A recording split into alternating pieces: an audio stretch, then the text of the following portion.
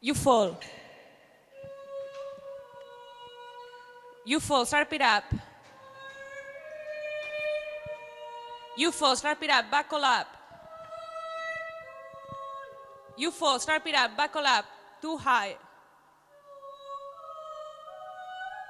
You fall, start it up, buckle up, too high, slow down. You fall, start it up, buckle up, too high, slow down to opinionated. You fall, start it up, buckle up, too high, slow down to opinionated, nasty mouth. You fall, start it up, buckle up, too high, slow down to opinionated, nasty mouth. Sick. The waitress announced the last round, so we ordered, but they didn't give us enough time to finish our drinks. They offered us a dessert that we wanted to eat, but they wouldn't give us the time to do so, to eat it. As they rudely cleaned the tables, we rushed to empty our gin and tonics. I finished mine in one gulp, noisily banging the glass on the crystal table, and then I finished someone else's before they closed the door on our heels. 20 minutes later, we were at home eating avocado on crackers. I don't remember how we made it home, but I do remember that we opened all the cheeses and sliced them with one of those funny cheese knives that makes the slices really thin. We had opened two kinds of crackers, one with sesame seeds and another that was a darker brown, and we were eating them with two avocados, cherry tomatoes, sliced cheese, and olive oil. We were devouring them, our tipsy gazes slowly disappearing as our stomachs filled. I think she was complaining that nobody is critical in general, and specifically, that nobody is critical about collaboration. She had just finished a one-week workshop about making and collaborating. She was upset that nobody had brought up any problems during the workshop. She was disappointed that nobody had been metacritical about what a collaborative workshop about collaboration could mean. I think those sorts of questions just get in the way. They either take up all the room or they're boring. But it's true that meta-comments are a good way to start bloody conversations about what is right or wrong in endless tautology. The packages of crackers were almost empty, and the criticality devolved into opinion. Everybody is stupid. I thought everything was going too fast, so I gave my opinion very slowly. Not everybody thinks the same. Things aren't wrong or right. And then I started to repeat the phrase that I always repeat to myself when I'm in situations like this. Life is so fucking long. Life is too long to react quickly, to burn out situations and then disappear, because there's always the chance you might stumble on someone again someday, and then be even more annoying. I couldn't articulate my opinion properly. I was too slow. I thought 5 crackers with avocado would have cured my drunkenness, but my brain, working so slowly, had me doubting their effect. I said as much, something about not being fast enough and letting judgments about being right or wrong disappear, but I was drunk, and my hippie answer didn't have the result I expected. Her answer was faster than I expected. I don't care about your opinion. Brutal. The house became a battlefield for individual words. She stood up from the wooden table and moved behind her chair. She rested her body on the chair and from that position started to yell, claiming that I was ignorant of her career, ignorant of the field, and ignorant about her statements. She claimed a few other little things of some sort of engagement. It was an awful collaboration. Not a questioning meta-cooperation, but a bad combination of disconnected onomatopoeias. Nobody would have been able to arrange the sounds to make a good sentence. Everyone was stupid, and with no way back, I was finishing the night in the category of everyone. In the middle of her yelling, I pointed out that I was just trying to be critical about the lack of criticality in the excess of opinion, but this resulted in more insults. The yelling increased, and she changed her position, moving from behind the chair to the middle of the kitchen. I had to move my own chair to keep sight of the scene and have good vision. She told me that I was the one who was giving fast opinions, by saying too quickly that she was giving fast opinions. I was holding a mug of good night tea, which was not working properly, and my face was crooked. She continued to stand in the kitchen with aggression in her eyes. I said the situation was getting too crazy, but this caused yet another problem. She asked who the hell I was to call her crazy. I never called her crazy, but now I was trapped in the pleasure of the conflict. There are some people who get addicted to the excitement of conflicts. I called the situation crazy one more time, and the door slammed behind me. There had been so many insults crawling under my tongue, and they stayed with me now that I was alone in the room. It was 6 a.m., and I couldn't understand what the hell had just happened, or why my tea was not working properly, now when I needed to sleep. The insults under my tongue were pronounced internally in English. I have to admit, it's a relief that, when we argue, we always do it in English. Speaking other languages, and English not being our mother tongue, led us to make combinations depending on topic and temperament. In the morning, with coffee, we will communicate the day's program in Spanish. English for work, English for love, Spanish for family. Not in my tongue. Lengua larga, a chuparla, mañana, mañana. Translate this, so alone, bad accent, unwage, zero effort, rubbish, pretty mouth, talk to me, write you off, bang, bang, to the brain. Page 30. I have a cousin, a boy and the youngest child of an extremely religious family that already had 4 daughters, who has suddenly started to like hip-hop. He's 16 now and says he doesn't want to study anymore, but instead wants to dedicate himself to hip-hop. The family wonders about his future. What kind of work is he going to have? I wonder about something else.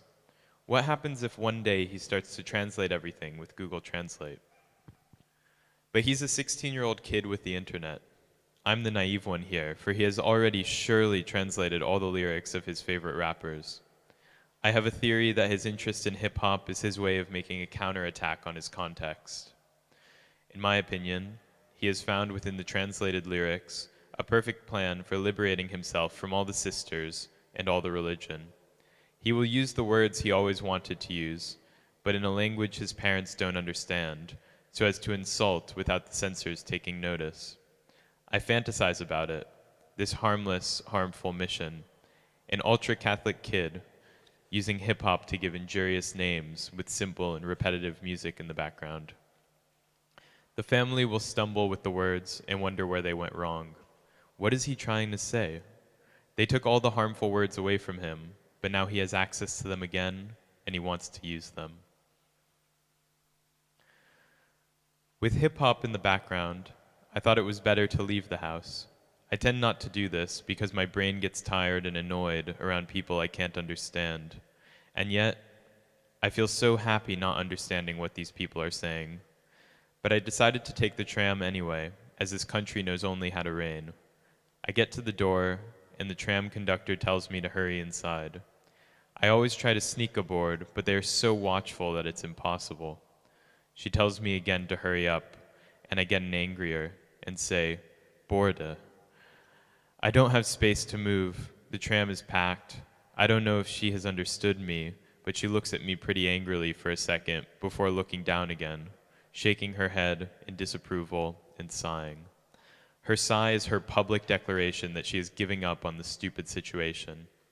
I'm always ready to fight with tram conductors. She continues to play with her phone. I move quickly, but I stumble on someone else's legs that are in the way. I fall on the floor, pathetic, and I don't move. I have a great idea. Now that I'm on the floor, in the lamest of situations, I'll just wait for a few seconds. I want to know if someone will help me to stand up or at least ask me if I'm okay. If not, I'm sure I'll leave this country. I don't want to live in a place where nobody helps someone to get up who has fallen to the floor. I wait for more than 5 seconds. It felt like it was a lot more than 5 seconds, but I guess it was only 5 seconds. And nobody helps me or even asks me anything. I stand up again and clean my trousers. Fuck you all. I don't need you. I jump off the tram and make it to my temporary job at a Spanish tapas restaurant in the poshest neighborhood of the city.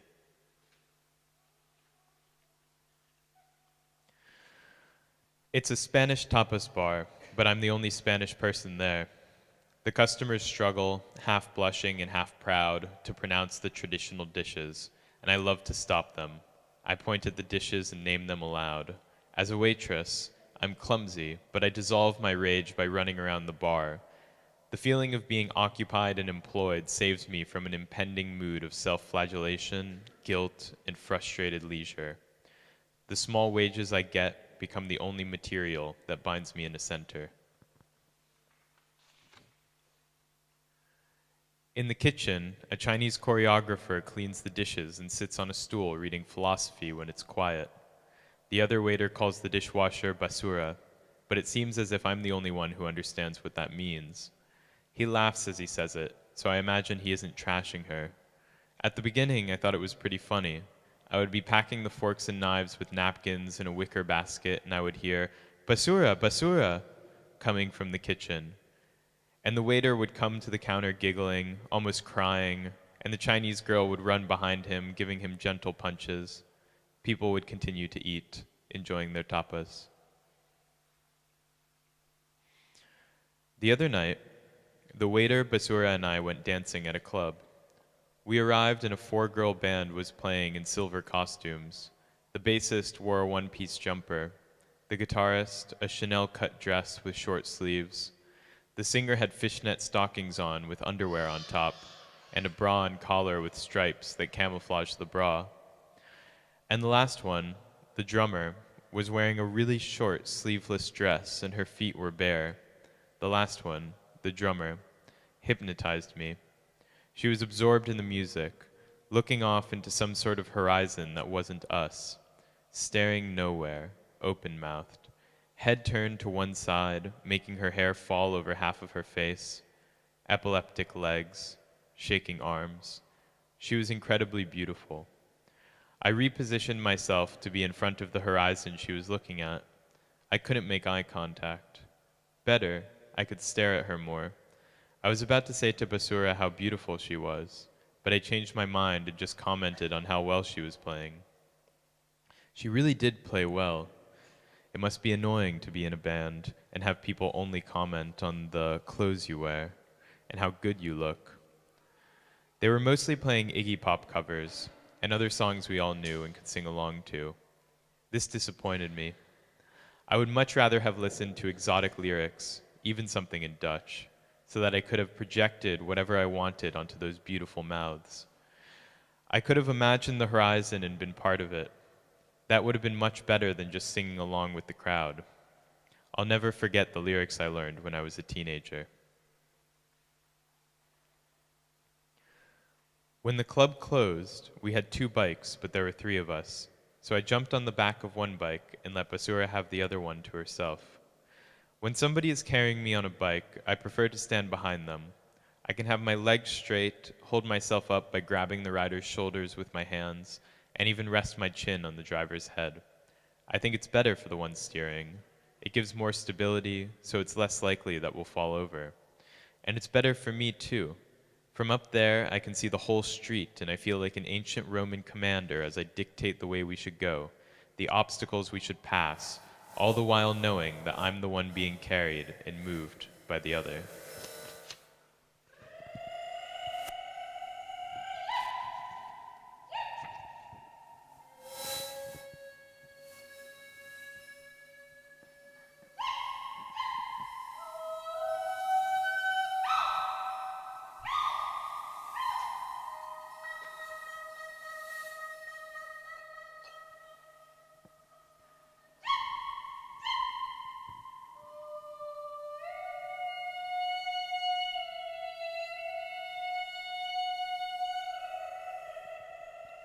Ruthless, no room for you. Go hard, shaken. Shame, shame, me, all by yourself. Insane, fooling you, nice, but yeah, I'm much lame, nobody around. Page 50.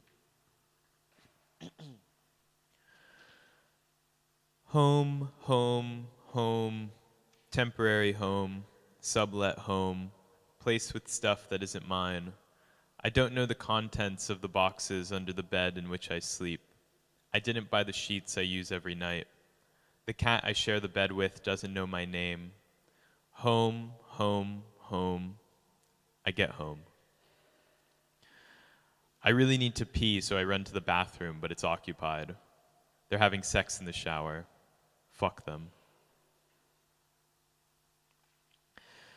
If the fight started with a failure around collaboration, it quickly developed into strategies to feel protected by productive processes, like sex and work. I found relief by getting more shifts in the bar, so as to keep myself occupied more hours. She feels unemployed, without any freelance work to do, and her remedy for this turns out to be, for the past 3 weeks at least, locking a kid in her room day and night in order to feel occupied instead of alone. Feeling alone and not having a job. Lonely, unemployed girl. To me, those are the worst words to be called. Each time I get nervous about anything, I wonder if I'm closer to neuroticism or hysterics. As soon as I begin to wonder, I calm down very quickly, as if I've been given a sedative directly to the heart, into my bloodstream.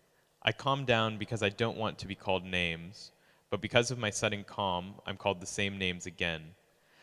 I force my breathing to stay normal, thinking about both my throat and my nose, holding my breath from time to time.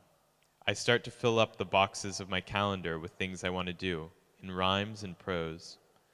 Today I don't feel like doing lists. After spending 2 weeks in my pajamas, forgetting to eat, but drinking Coca-Cola and smoking more than ever, I hear you singing to me again in the corridor. Work, work, work, work, work. In the style of Drake, as if it was funny or something. She has no fucking idea how to make good jokes because she wonders too much about their effects. They become a defense mechanism. I wonder why she tries, singing that sarcastic rhythm, to be vile and to cause hurt when I'm already standing in the corridor, looking stupid, thinking about how our relationship has become annoyingly hostile.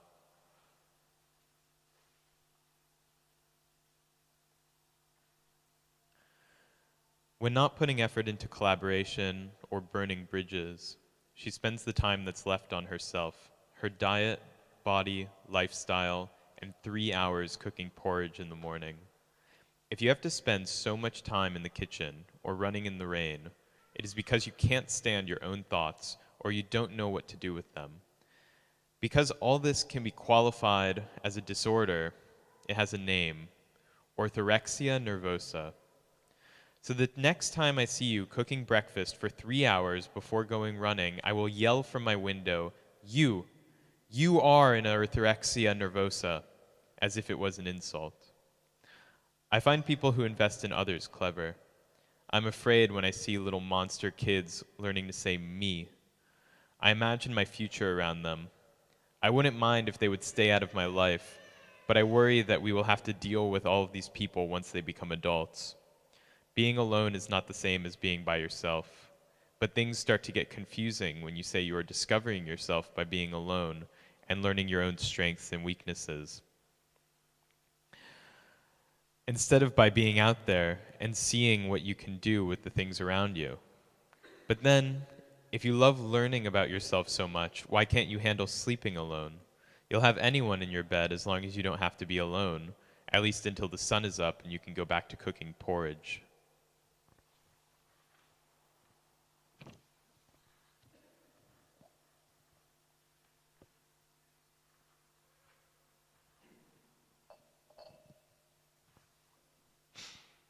Finally, I hear the door of the bathroom opening, so I run there to pee, but she's still inside, in front of the mirror, arranging her hair with a twisted face and sweat on her forehead. She looks back at me with a stupid, proud look, a look betraying her approval of the state of her own mental health, now that it has been cured by her new constant escort. In the face of this, I represent some supposed sickness, the ultimate loser, waiting alone in front of the door for the room to be vacant so I can pee. She finally gets out of the bathroom, walks out with an idiotic, aristocratic aura, but in cheap shorts and a cheap t-shirt bought at the supermarket. It reminds me of the idiots. They were proud of their idiocy. I sit down in the bathroom and look for scenes from the film on my mobile phone.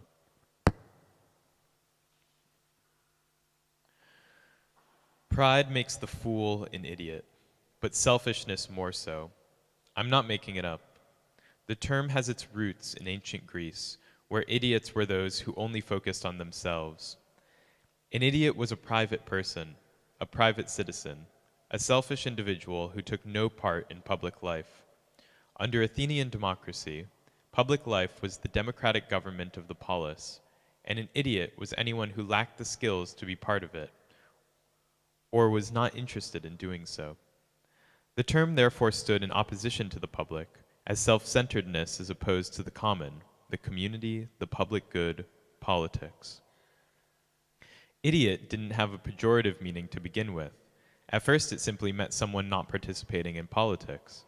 However, it started to become an insult as the importance of political and democratic engagement increased. The word idiot mutated as it was translated into Latin, changing its meaning to signify more general ignorance.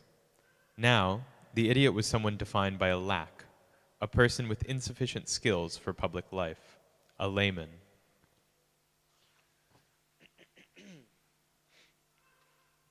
Idiots and imbeciles. Imbeciles and idiots. Though these insults are not the same, they both suggest an excess of individuality. When I was in 6th grade, I had a teacher who was a real performer, a crazy one. She used to teach us Latin in extremely creative ways.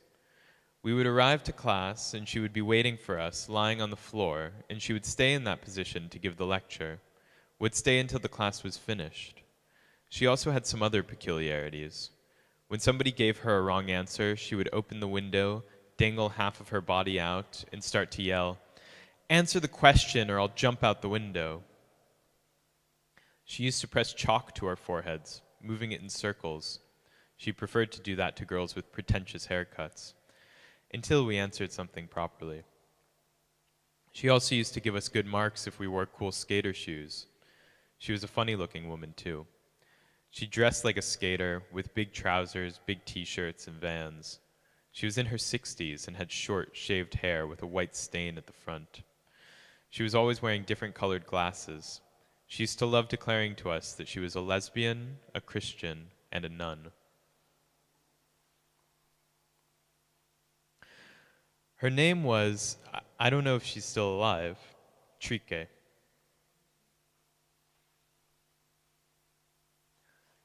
In my last year at that institution, I asked to change classes so I would be in the same one as my best friend. I managed to do so, but on the first day in my new class, Trike was giving the lecture, and I remember that when I entered the classroom, she said to me, "Oh, Judas, welcome to your new class." From that moment on, to her, my name was Judas. She used to love pretending that she couldn't see me when I knew an answer to one of her questions and was waiting to be asked with an arm raised. I would be the only one with my arm up, demanding with my eyes, but she would never pick me. Later, she would say, "Oh, Judas, I didn't see you." But I didn't mind any of those things because I didn't feel like a traitor. I had only changed to another class, and I knew that the reason she was upset with me was that if I had not changed classes, she would have been my tutor. Despite the insults, she had a real affection for me. Maybe she was calling me Judas, the traitor, because she felt like Jesus Christ or something, being outraged and sad as her love was not reciprocated. She taught us Latin and applied semantics in Latin. I remember on our first day, she offered to analyze our names to find their roots and see how many of them came from Latin. She made a scary but excited face as she asked me, "Claudia, do you know what your name means?" I had no idea, so she answered herself, "It means lame." I was shocked. This fucking bitch had just ruined my name. I remember going back home that day and asking my mother if she had known about the meaning of my name before she gave it to me. After mine, Trike explained the meaning of my other classmates' Latin names. Lucia, luminous. Pilar, strong and tall. Julia, with soft hair. Felix, happy. Lucretia, lucky. Victor, winner. And Valentine, strong and plucky. After all these, Claudia did sound pretty lame to me. But Trique hadn't finished with names and suddenly yelled at us, "And do you know what imbecile means?" Imbecile has its origins in Latin. Im works like in, to negate. Becile comes from bacillum, which means a stick or staff. So imbecile, imbecilis, means a person without a supporting stick, a person without a walking stick. In ancient Roman times, old people were considered wise and intelligent, so a person carrying a walking stick represented that wisdom. At the same time, a person without a walking stick might well be someone without wisdom, still too young to be considered wise, and therefore someone who needs a walking stick because of his deficiencies. An actual imbecile would be a person unable to do anything by him or herself, or even worse, a horrible collaborator, someone who uses others as walking sticks. The incapacity to be autonomous and a bad use of others defines the authentic imbecile.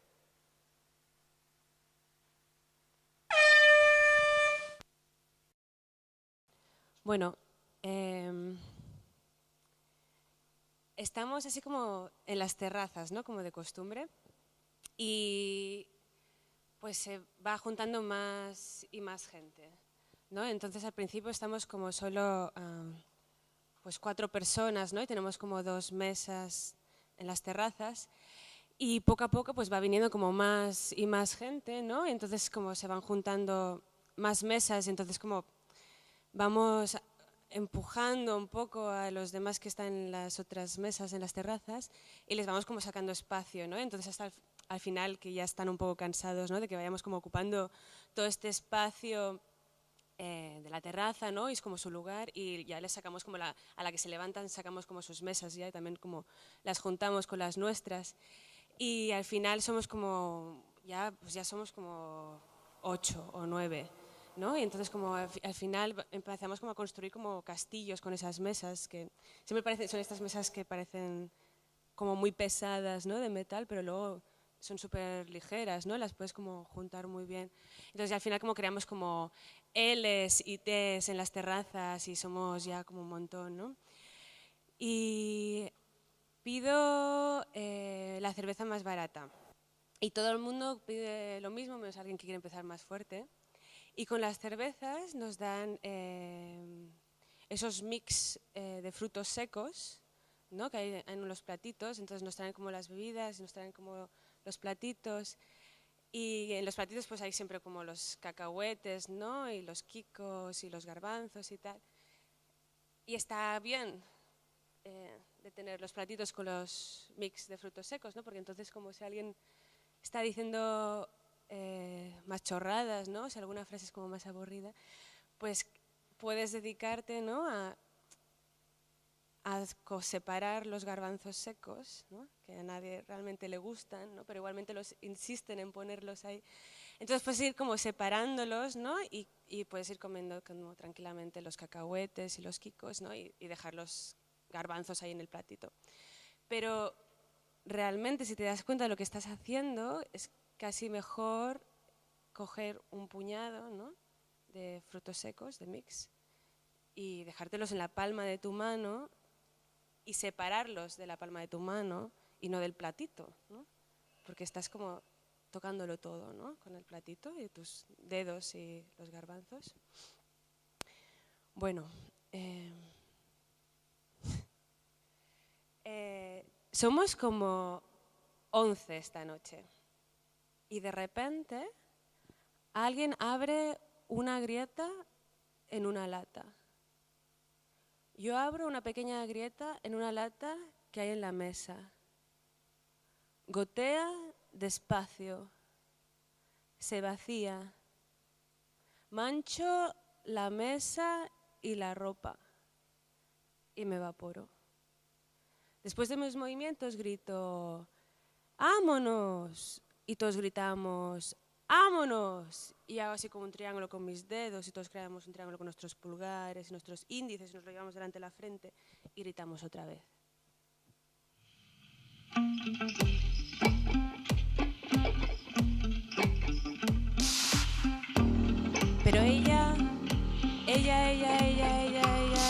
ella nunca lo hace o nunca quiere hacerlo.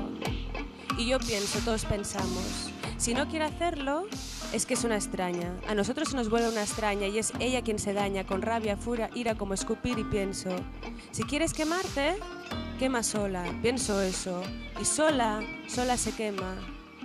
Porque los que no queman, pero tampoco se apagan, son peores que los que queman porque entonces son brote.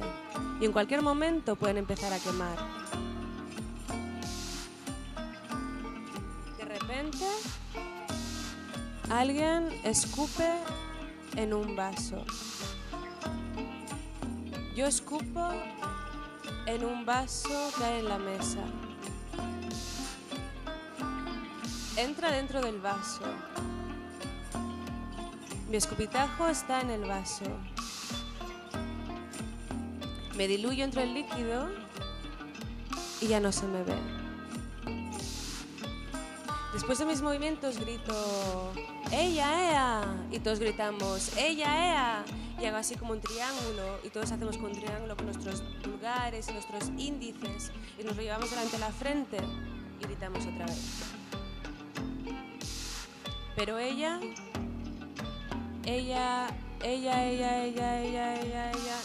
nunca lo hace o nunca quiere hacerlo. Y yo pienso, todos pensamos, si no quiere hacerlo, es que es una extraña, a nosotros se nos vuelve una extraña y es ella quien se daña con rabia, furia, ira como escupir y pienso, si quieres quemarte, quema sola, pienso eso. Y sola se quema. Porque los que no queman, pero tampoco se apagan, son peores que los que queman porque entonces son brote. Y en cualquier momento pueden empezar a quemar.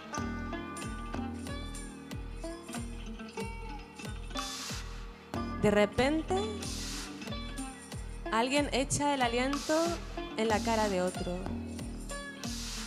Yo echo el aliento en la cara de un amigo sentado a mi lado. Abre la boca y entra. Mi aliento está en la boca. Me aspiran y me expiran hacia afuera. Después de mis movimientos, grito ¡Lelo! Y todos gritamos ¡Lelo! Y hago así como un triángulo con mis dedos y todos hacemos un triángulo con nuestros pulgares y nuestros índices, nos lo llevamos delante de la frente y gritamos otra vez. Pero ella nunca lo hace o nunca quiere hacerlo. Y yo pienso, todos pensamos, si no quiere hacerlo es que es una extraña. A nosotros nos vuelve una extraña y es ella quien se daña con rabia, furia, ira como escupir y pienso, si quieres quemarte, quema sola. Pienso eso y sola se quema.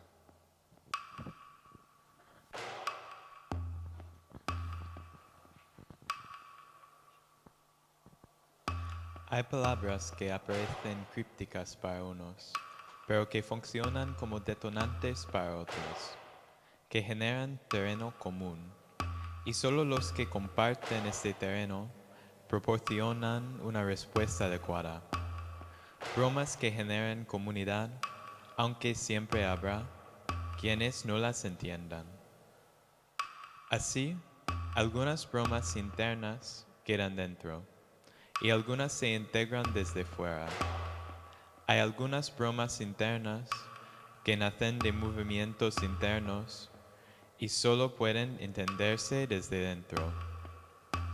Y aunque podemos estar seguros de su impermeabilidad, siempre abren una brecha hacia afuera y las bromas se expanden y se filtran y pasan de dentro afuera, del interior al exterior y al revés, propagándose entre tú y yo, ya que la única cosa que tenemos para apoyarnos es tú y yo, y tú otra vez, y la lingüística que en tu uso, en nuestro uso, se altera.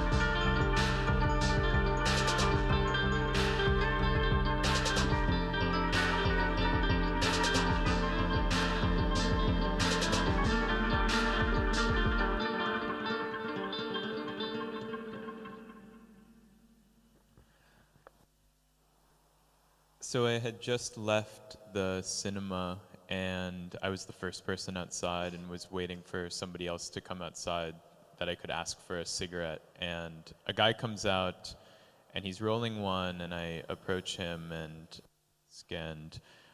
he hands me the packet of, and I reach inside and feel around for the filters, and while we're out there we start talking about the film that we had just seen when a woman walks out of the cinema as well and she joins us. They knew each other and we're all talking and having a nice conversation, and one of them mentioned something about going to a bar, and I said excitedly, "Oh, that sounds great. Where should we go?" And one of them turns to me and says, "Oh, I'm sorry. You didn't understand. You're not coming." I said, "Oh," and they laughed. And then we said goodbye, and they went, I guess, to the bar, and I went home. And so now we will listen to some romance music.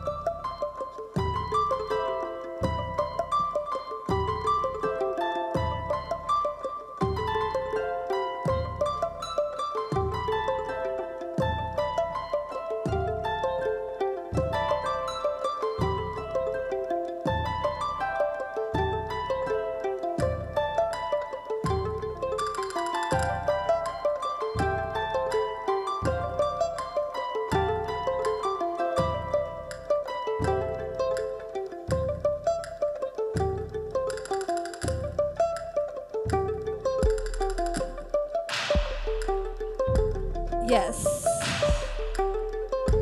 Yes. See, it's like a romance. I mean, romances. Like romance languages. Del medievo, secundarias, espontáneas, pero aún así secundarias.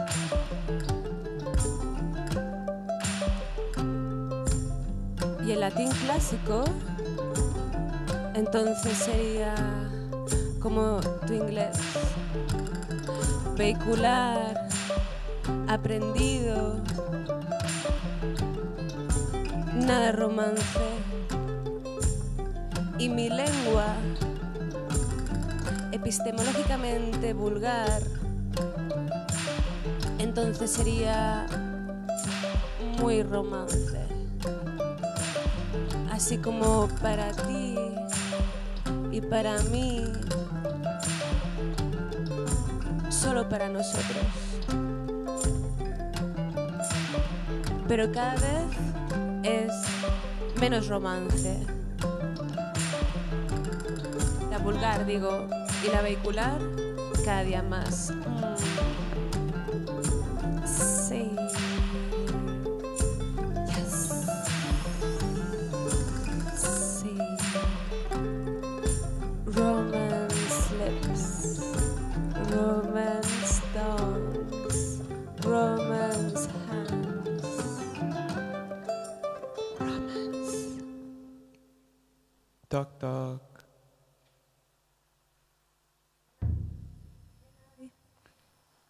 No, no, no. Toc toc. Who's there?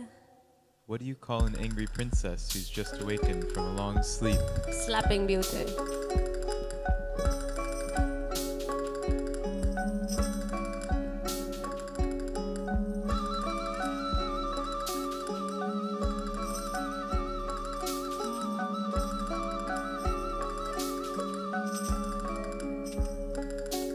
Hay dos lugares.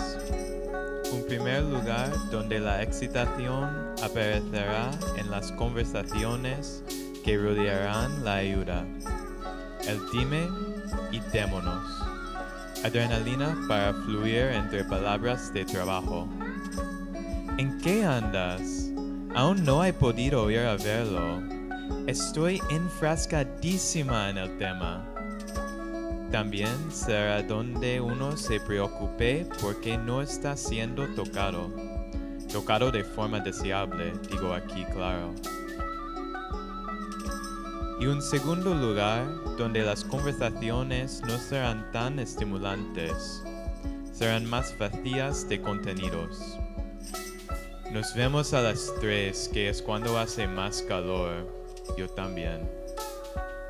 Pero llenas de otras cosas, donde perderse en el deseo en menos de una semana. Nunca tarda más que eso. El primer lugar para el trabajo, la ayuda. El segundo para el romance. Los escribanos sabían bien de esos dos lugares e hicieron que cohabitaran, contaminando las páginas con sus glosas, manchando las páginas que eran lugar para la palabra aprendida, el trabajo y el latín, con entrelíneas que a veces aparecían escritas en las lenguas del corazón, la oralidad y el romance.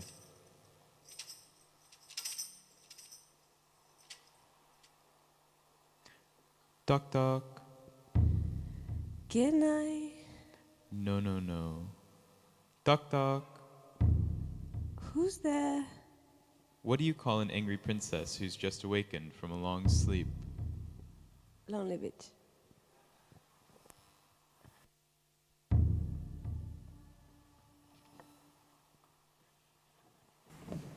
La la la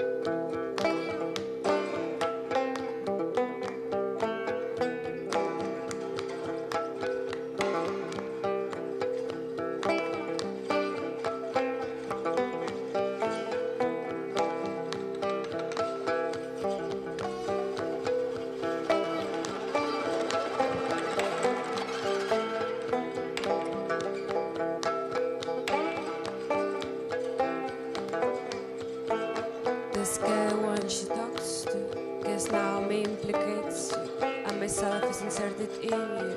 You're scared of terminologies, wait, that's not the right word. You're scared of contagion.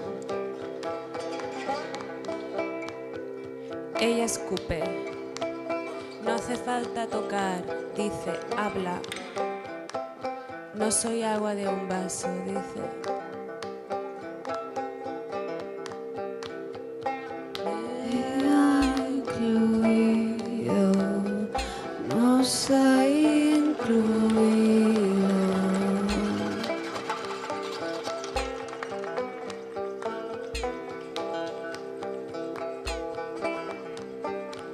Se declara sola, es decir, y convertirse.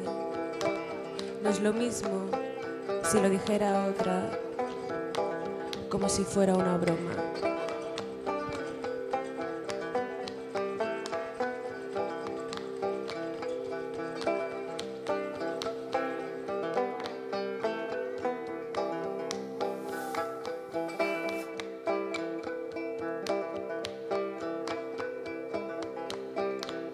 The scared the one she talks to, 'cause now me implicates you, and myself is inserted in you.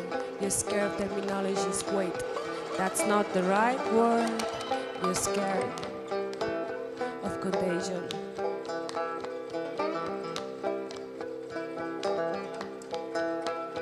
Me ha incluido, no soy incluido.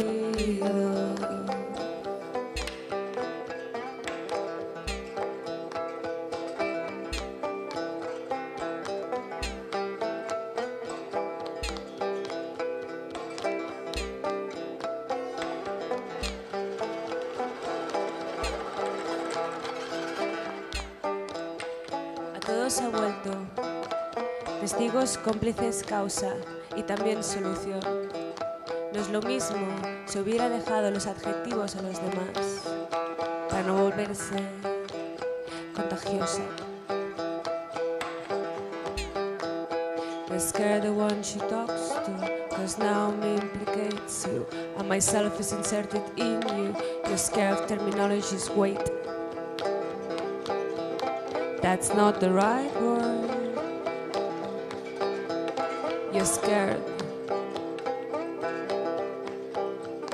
of contagion.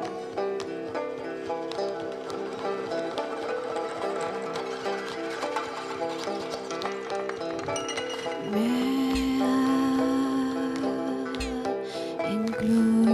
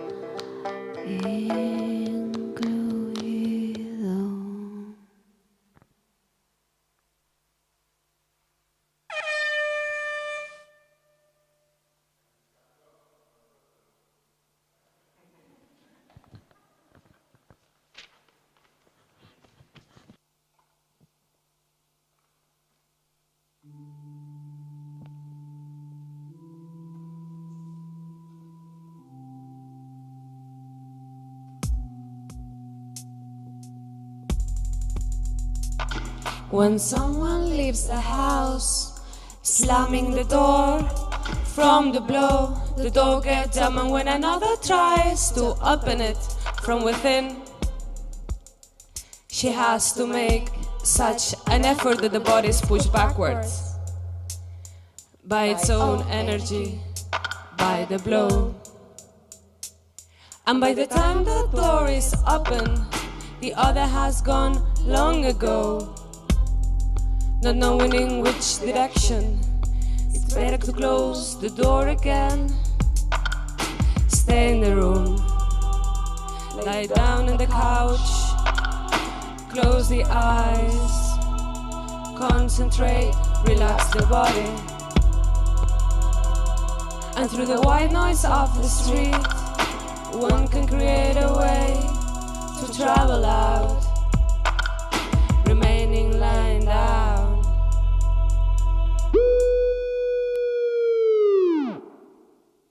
Upton Sinclair published Mental Radio in 1961, a book that collects several experiments in telepathy he performed with his wife, Mary Craig. In the book, he constantly clarifies that even though he and his wife were very united, they were one, they were two, what was happening was telepathy. Like when one sleeps consecutive days with another person and creates an orchestra that keeps time. One breathes, the other also, trying to exhale when the other inhales and vice versa. Breathing the air that the other has left, recycling the air of the room between the two. But then a third one is added to the orchestra, and there is no longer the one that exhales and the other that inhales. But now the hybrid air that has passed through the two is forming as a third in the room.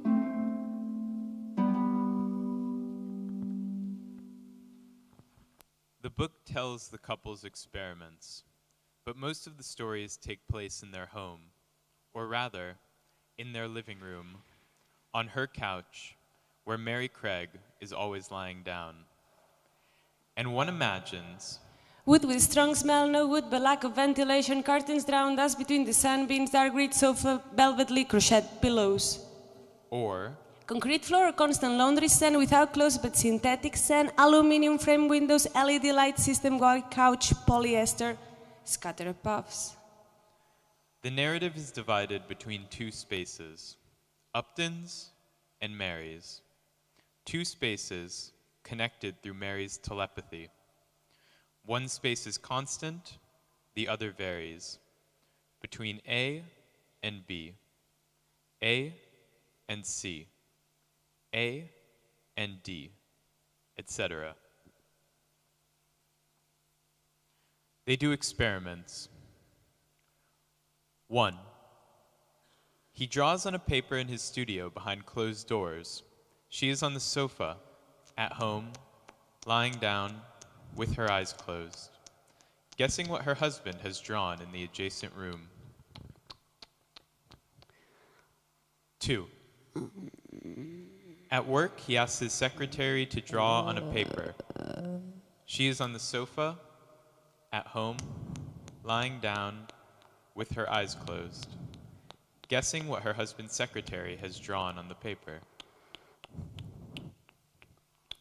3. He goes out to play tennis with his friends. She is on the sofa, at home, lying down, with her eyes closed, guessing where her husband has spent the afternoon and describing the landscape where he has been. 4. He receives a red Italian dictionary in his office. She is on the sofa, at home, lying down, with her eyes closed, dreaming of a red book. 5. He reads a book in his studio. She is on the sofa, at home, lying down, with her eyes closed, mentally writing the synopsis of the book.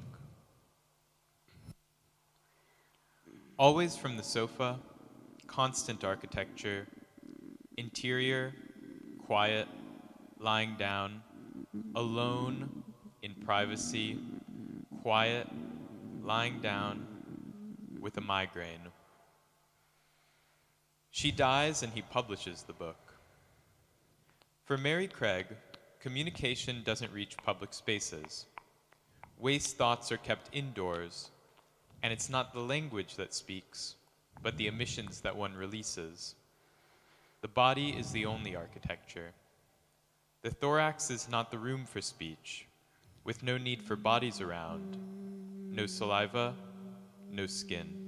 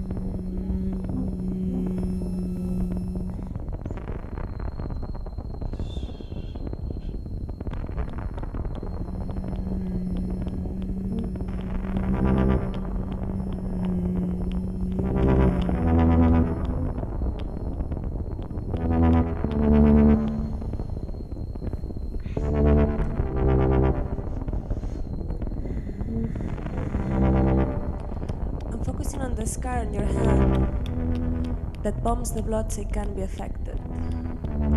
The scar on your hand that can be touched as it unifies your blood and your hands.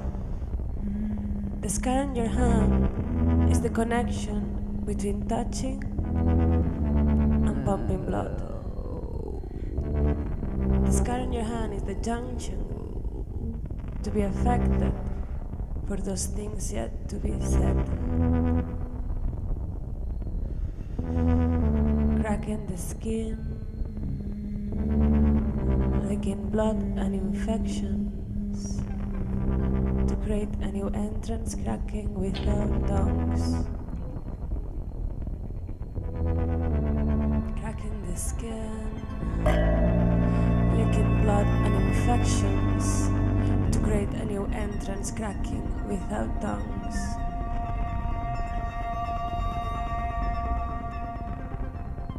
And my brain emits some frequencies and they travel real fast.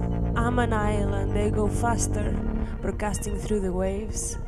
And they are, so I am, we are getting through your scar, deep in you, to your skin. Your blood feels nasty, no offense, too toxic, too many weekends. And now we pass by the elbow, your shoulder, your long neck. Joe big lips that don't want to talk, and he said,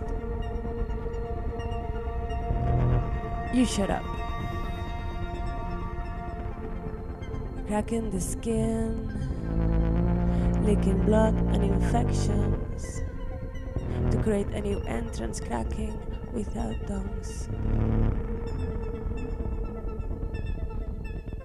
But now I'm behind your eyes, I'm behind them, I get to you. And on my way back I found so many things.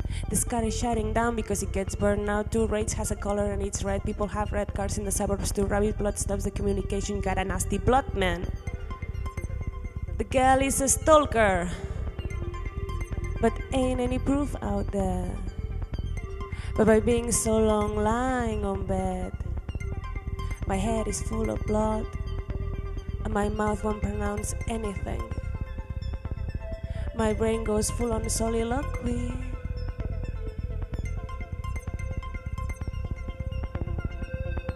Go back to the blood pit.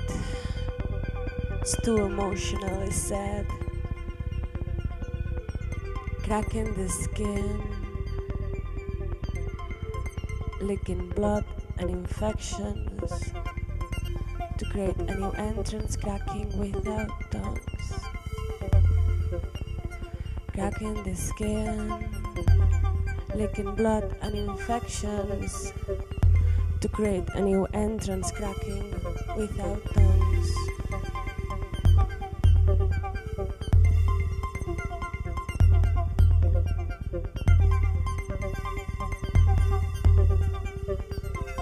Assemblies don't find new locations, no more shared places to talk. And as my brain cannot produce enough frequencies, it's the blood that speaks because it can splash and lick. And when it's licking too much and stains the objects I have around, then they start to speak too, now contaminated, spreading the crisis disease. Without a fixed language, nor pronunciation, because those are the ones talking now.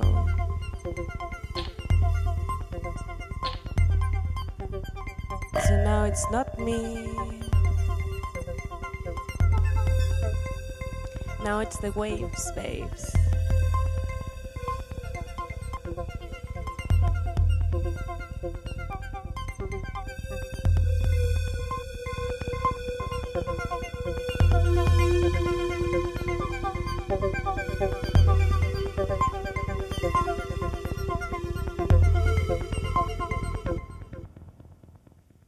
Still not me, just Alej in the computer.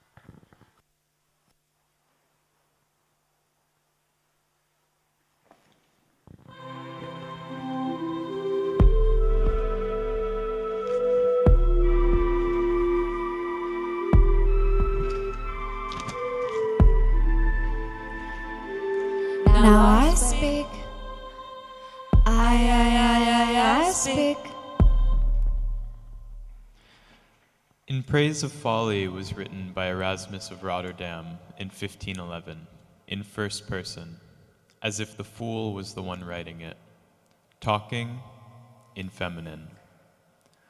I speak, he writes, she speaks, always with that obsession, gendering illness. Erasmus speaks from first and third person, from her, but him, only one or two. Folly proceeds with her soliloquy, like a child disengaging the someone, disengaging the we, by using the sweet I, and by its act, she is individuated. But she, Folly, is in the mouth of Erasmus, of him posing as her, and Erasmus won't take any responsibility for what gets said. It's Folly who affirms everything.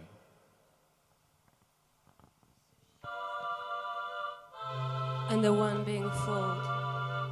And in that play of fooling the subjects and imposing an elusive but present speaker, Erasmus understands language as a tool to create a new space, a third element, as the hybrid air, as the space in between that has passed through the two lovers while they were sleeping, a third trans object that floats between spaces, between the eyes.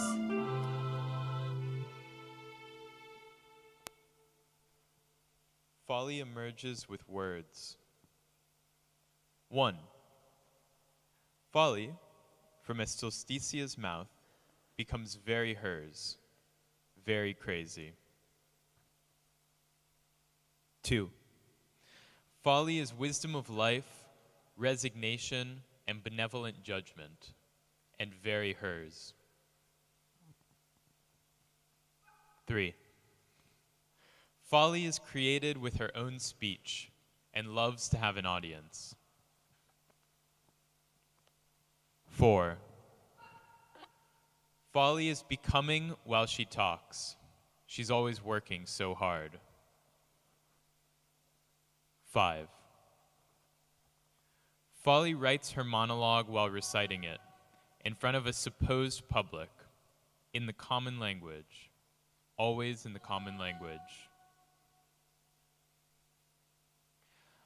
Erasmus began to write in Latin from a very early age. Renouncing his mother tongue, he was a stranger in his own country. He was a stranger in his own language. He exiled. Uprooting the land, the tongue, by staying on the sofa, a mobile and wheel sofa, although it doesn't have to move geographically, but writing for a supposed public that is not even present, to be constitute when it appears, and to fade out when it disappears.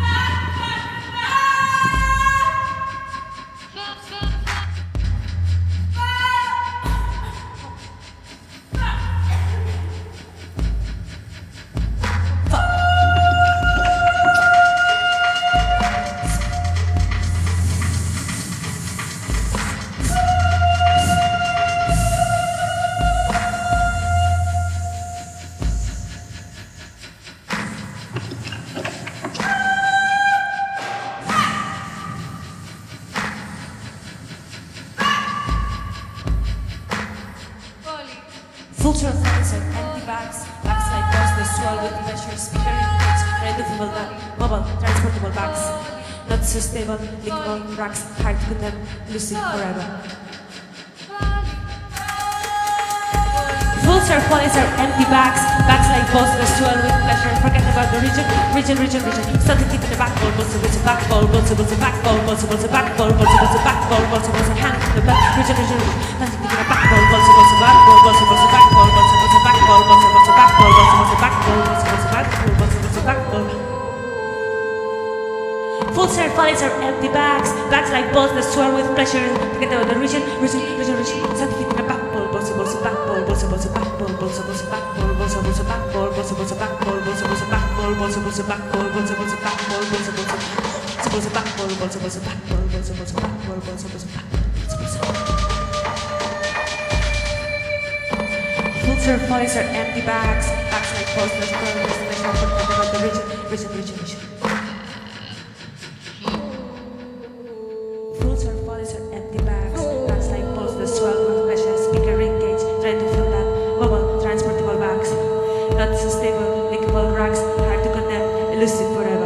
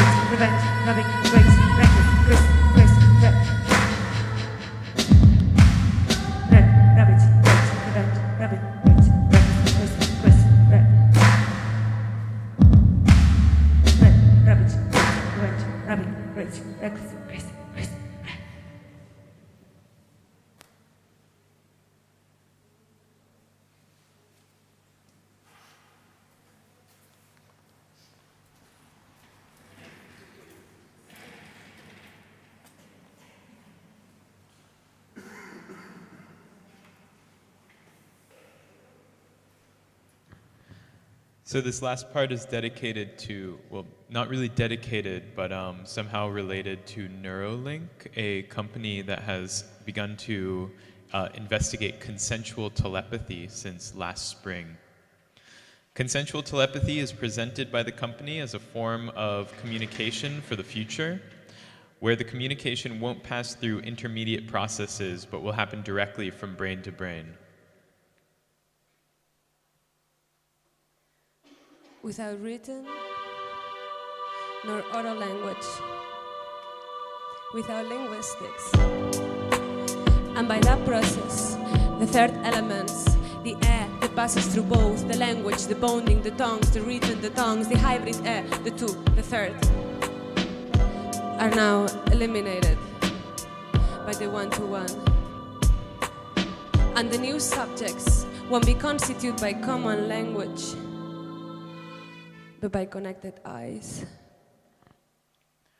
One is wandering around, suppressing the territory by equally being nowhere. 2. One is sending electromagnetic signs containing self-interpreted images. 3.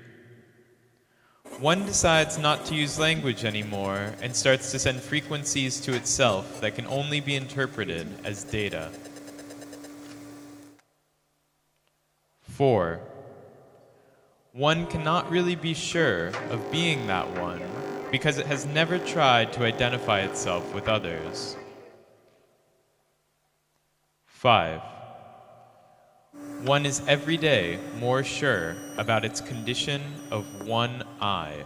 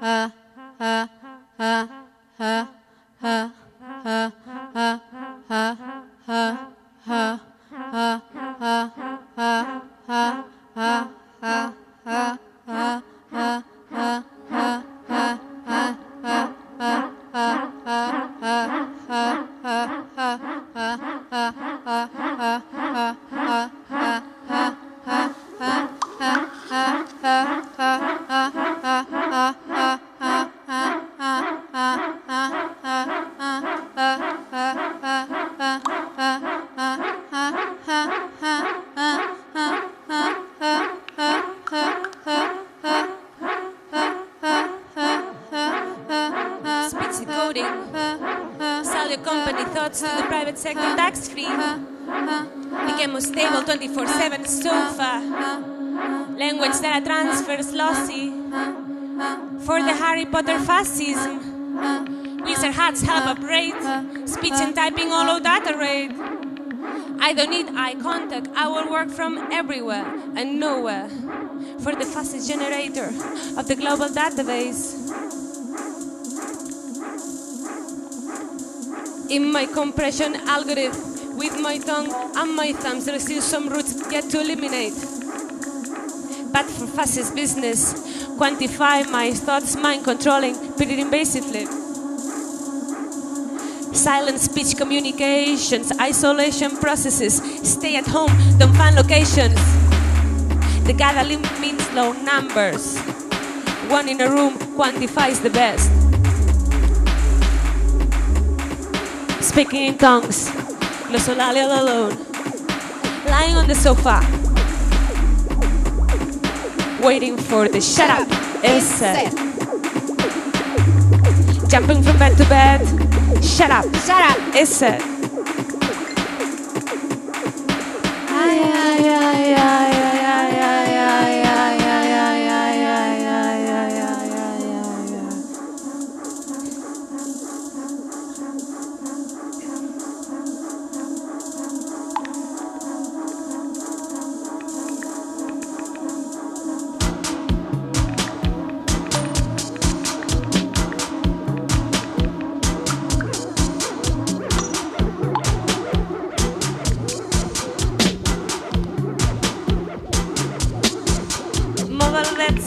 Nowhere, tip can be folded and piled.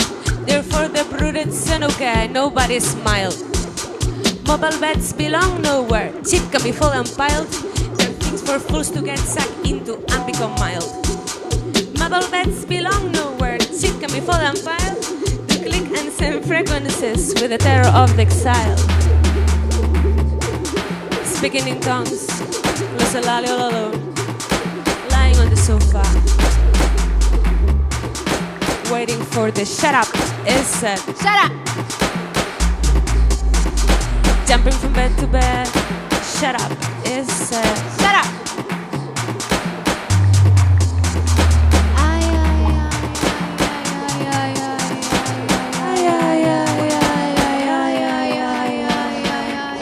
Shut up.